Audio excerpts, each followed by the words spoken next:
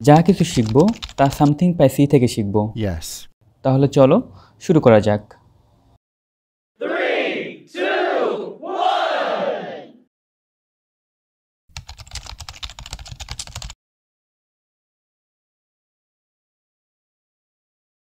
গত পর্বের ভিডিওতে আমরা আপেক্ষিক তাপ এবং সুপ্ত তাপ এই বিষয়ে আলোচনা করেছি। তো আজকের ভিডিওতে আমরা সে আপেক্ষিক তাপ এবং সুপ্ত তাপ এই রিলেটেড কিছু গাণিতিক সমস্যার সমাধান করব। তো সেই ক্ষেত্রে এখানে আমি কয়েকটি সমস্যা নিয়ে নিয়েছি। তো প্রথম যে সমস্যা সেটা হলো 2 কেজি ভরের পানির তাপমাত্রা 15 ডিগ্রি সেলসিয়াস থেকে 25 ডিগ্রি সেলসিয়াসে পরিণত করতে কী পরিমাণ তাপ আমার দেওয়া লাগবে, অর্থাৎ সেই পানিটাকে কী পরিমাণ তাপ দিলে তার তাপমাত্রা 15 ডিগ্রি সেলসিয়াস থেকে 25 ডিগ্রি সেলসিয়াস তাপমাত্রায় বৃদ্ধি পাবে। তো যেহেতু এখানে আমাদের জানতে চাওয়া হয়েছে যে কী পরিমাণ তাপ লাগবে, আমরা জানি যে কোনো একটা বস্তুর তাপমাত্রা বৃদ্ধি করার জন্য তাকে তাপ দেওয়া লাগে, তাপ দিলে হচ্ছে তার তাপমাত্রা বৃদ্ধি পায়। তো সেই তাপমাত্রা বৃদ্ধি করতে কী পরিমাণ তাপ দেওয়া লাগবে সেটা আমাদের কাছে জানতে চাওয়া হয়েছে। তো এখানে তাপের পরিমাণকে আমরা জানি কিউ দ্বারা প্রকাশ করা হয়, অর্থাৎ তাপের পরিমাণ কিউ সেটা আমাদের জানতে চাওয়া হয়েছে, তাই আমরা লিখতে পারি তাপের পরিমাণ কিউ ইকুয়াল জিজ্ঞাসা চিহ্ন। এবং এখানে এই পানির কিন্তু তাপ দেওয়া লাগতেছে এবং পানি কিন্তু তাপ গ্রহণ করতেছে। তো এখানে গৃহীত তাপ আমরা হিসেব করতে পারি, এটা হচ্ছে গৃহীত তাপ। এবং আমরা সামনে বর্জিত তাপের অনেক ক্যালকুলেশন বা ইকুয়েশান এবং সমস্যার সমাধান করব। তো সেক্ষেত্রে গৃহীত তাপ ইকুয়াল বর্জিত তাপ, যেটা আমরা ক্যালোরিমিটার মূলনীতিতে দেখে থাকবো, সেক্ষেত্রে কাজে লাগবে। তো তার জন্য আমরা এখানে পাশে লিখে নিয়েছি গৃহীত তাপ। এখন এই পানিটার ভর দিয়ে দেওয়া হয়েছিল 2 কেজি, অর্থাৎ 2 কেজি পানির ক্ষেত্রে কী পরিমাণ তাপ দিতে হবে তাপমাত্রা বৃদ্ধি করার জন্য। তো পানির ভর যেহেতু 2 কেজি দিয়ে দেওয়া হয়েছে, আমরা লিখতে পারি পানির ভর এম ইকুয়াল 2 কেজি। এবং আমরা জানি যে তাপের পরিমাণ নির্ণয় করতে এখানে আপেক্ষিক তাপের একটা বিষয় থেকে যায়। তো সেটাই হচ্ছে আমাদের আজকে আলোচনার বিষয়, এবং আপেক্ষিক তাপের আলোচনার বিষয়ের সাপেক্ষে এই গাণিতিক সমস্যাটা আমরা সমাধান করতেছি এখানে। তো আপেক্ষিক তাপ হচ্ছে কোনো একটা বস্তু তাপমাত্রা 1 কেলভিন বৃদ্ধি করতে বা 1 একক বৃদ্ধি করতে যে পরিমাণ তাপ দেওয়া লাগে। তো পানির তাপমাত্রা 1 ডিগ্রি সেলসিয়াস বৃদ্ধি করতে এই 4200 জুল তাপ তাকে দেওয়া লাগে, তারপর তার 1 ডিগ্রি সেলসিয়াস তাপমাত্রা বাড়ে। এবং এখানে দিয়ে দেওয়া হয়েছে আদি তাপমাত্রা, অর্থাৎ তার প্রাথমিক যে তাপমাত্রা ছিল সেটা হচ্ছে 15 ডিগ্রি সেলসিয়াস, এবং তার তাপমাত্রা বাড়িয়ে তাপ দিতে দিতে তার তাপমাত্রা বাড়িয়ে আমাকে 25 ডিগ্রি সেলসিয়াসে নিয়ে যেতে হবে। অর্থাৎ বৃদ্ধি করতে হবে কত ডিগ্রি সেলসিয়াস? বৃদ্ধি করতে হবে 25 ডিগ্রি সেলসিয়াস শেষ তাপমাত্রা, এবং 15 ডিগ্রি সেলসিয়াস তাপমাত্রা হচ্ছে আদি তাপমাত্রা, অর্থাৎ বৃদ্ধি করতে হবে কিন্তু 10 ডিগ্রি সেলসিয়াস। তো আমরা এই তাপমাত্রা বৃদ্ধি ডেল থিটা বা ডেল টি ইকুয়াল লিখতে পারি শেষ তাপমাত্রা মাইনাস আদি তাপমাত্রা, অর্থাৎ T2 মাইনাস T1, অর্থাৎ 25 degree Celsius minus 15 degree Celsius, তাহলে আমরা পাবো হচ্ছে তাপমাত্রা বৃদ্ধি 10 ডিগ্রি সেলসিয়াস। তো আমরা সব ধরনের তথ্য পেয়ে গেছি। এখন আমরা জানি যে তাপের পরিমাণ Q equal m s del T বা ডেল থিটা। তো এখানে ডেল থিটা হচ্ছে 10 ডিগ্রি সেলসিয়াস, এস হচ্ছে আপেক্ষিক তাপ 4200 joule per kg per kelvin, এবং এম হচ্ছে পানির ভর, সেটা হচ্ছে 2 কেজি। তো এই যে মানগুলো আমরা পেয়েছি সেগুলো যদি আমরা এখন গুণ করি, তাহলে যে মানটা আমরা পাবো সেটা হচ্ছে 84,000। অর্থাৎ এই 84,000 জুল তাপ দিলে এই পানির ক্ষেত্রে তার তাপমাত্রা বেড়ে 15 ডিগ্রি সেলসিয়াস থেকে 25 ডিগ্রি সেলসিয়াসে পৌঁছাবে, যেটা আমরা এখানে দেখতে পাচ্ছি। তো অর্থাৎ এখানে আদি তাপমাত্রা ছিল 15 ডিগ্রি সেলসিয়াস, সেখান থেকে 25 ডিগ্রি সেলসিয়াসে নিয়ে যাওয়ার জন্যে, অর্থাৎ এই 10 ডিগ্রি সেলসিয়াস তাপমাত্রা বৃদ্ধি করার জন্যে আমাকে 4200 জুল তাপ পানিকে দেওয়া লাগবে, এবং প্রতি 1 একক ডিগ্রি সেলসিয়াস তাপমাত্রা বৃদ্ধি করার জন্য কিন্তু আমাকে পানিকে তাপ দেওয়া লাগছিল 4200 জুল। তো আশা করি বুঝতে পারছো। এখন আসি আমরা দ্বিতীয় সমস্যার ক্ষেত্রে। অর্থাৎ এখানে যে সমস্যাটা দেওয়া হয়েছে সেখানে বলা হয়েছে যে 2 কেজি বরফ পানিতে পরিণত করতে কী পরিমাণ তাপ দেওয়া লাগবে। তো এখানে মেইন যে কথা সেটা হলো ভৌত অবস্থা পরিবর্তন হচ্ছে কি না। যদি হয় তাহলে সুপ্ত তাপের সূত্রে যাবে, এবং যদি না হয়, যদি শুধু তাপমাত্রা বৃদ্ধি করতে বলে তাহলে সেক্ষেত্রে আপেক্ষিক তাপের সূত্রে যাবে। তো সেক্ষেত্রে আমাদের এখানে সেই বিষয়টা ভাববার বিষয় আছে যে ভৌত অবস্থা পরিবর্তন হচ্ছে কিনা। তো আমরা যদি আবার একটু পড়ি, এখানে আমরা দেখতে পাচ্ছি যে 2 কেজি বরফ পানিতে পরিণত করতে, অর্থাৎ এখানে কিন্তু ভৌত অবস্থার একটা পরিবর্তন হচ্ছে, অর্থাৎ ছিল বরফ নিয়ে যেতে হবে পানিতে।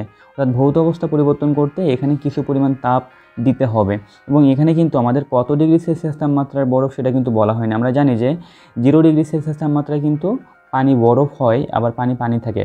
অর্থাৎ 0 ডিগ্রি সেলসিয়াস তাপমাত্রায় হচ্ছে এখানে একটা আপেক্ষিক তাপের ব্যবধান, এখানে একটা সুপ্ত তাপের ব্যবধানে হচ্ছে এখানে ভৌত অবস্থাটা এক জায়গায় থাকে এবং অন্য জায়গায় সেই পরিমাণ তাপ নিয়ে হচ্ছে অন্য ভৌত অবস্থায় পরিণত হয়।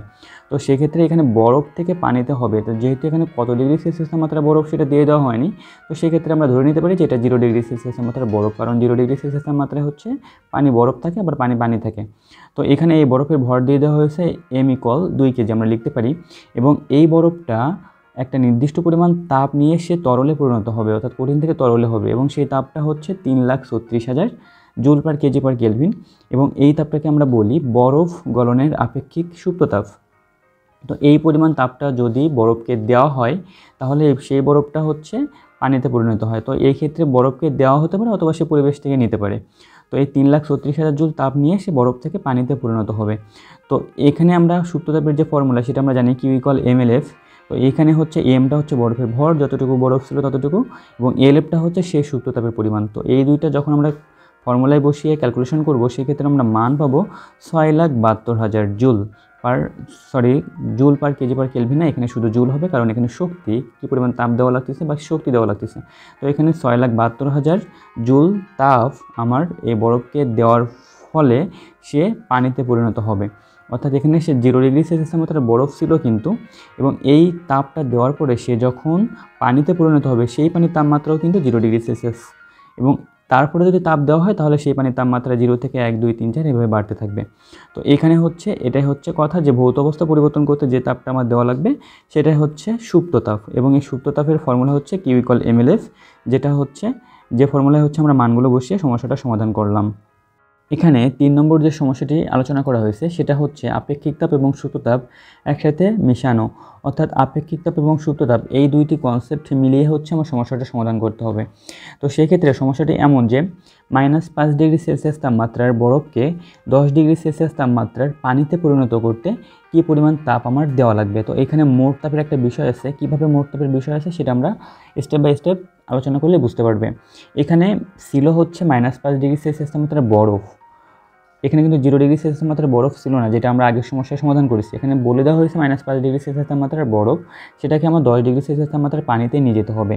তো এই ধরনের সমস্যাগুলো মেইনলি আমরা সর্বোচ্চ 5টি স্টেপে সমাধান করতে পারি, অর্থাৎ যদি আমাকে বলা হতো যে 105 ডিগ্রি সেলসিয়াস তাপমাত্রার বাষ্পে পরিণত করতে কী পরিমাণ তাপ লাগবে, সেক্ষেত্রে আমাদের 5টা স্টেপে আমাদের সমাধান করতে হতো।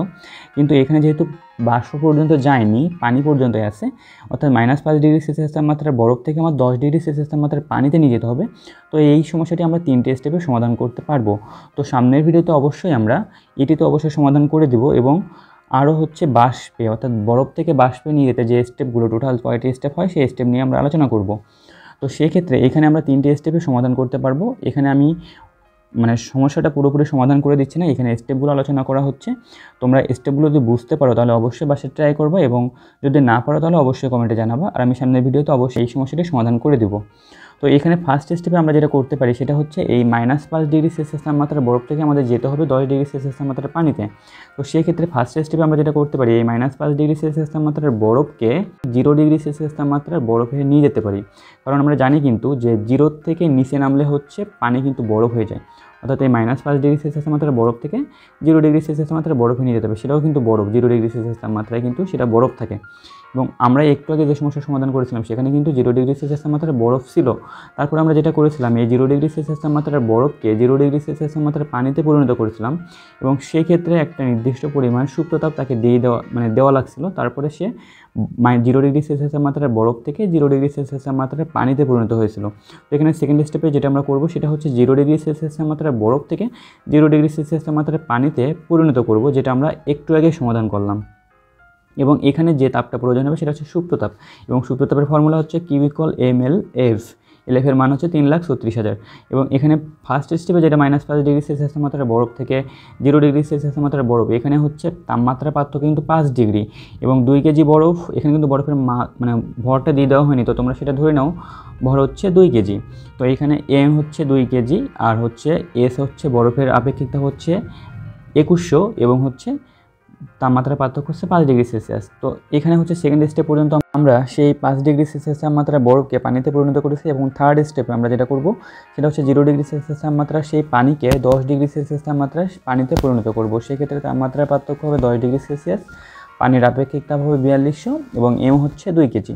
এবং এক্ষেত্রে আমরা আপেক্ষিক তাপ Q Q equal ms del theta এই সূত্র ব্যবহার করে হচ্ছে আমরা থার্ড স্টেপ শেষ করব এবং সেক্ষেত্রে মোট তাপ হবে স্টেপগুলোর যোগফল। অর্থাৎ ফার্স্ট স্টেপের Q1, সেকেন্ড স্টেপের Q2 এবং থার্ড স্টেপের Q3 যোগ করলে যে তাপটা হবে সেটা হবে মোট তাপ। তো আশা করি তোমরা সবাই বুঝতে পারছো। সামথিং পাইসি চ্যানেলের সাথে থাকার জন্য ধন্যবাদ সবাইকে।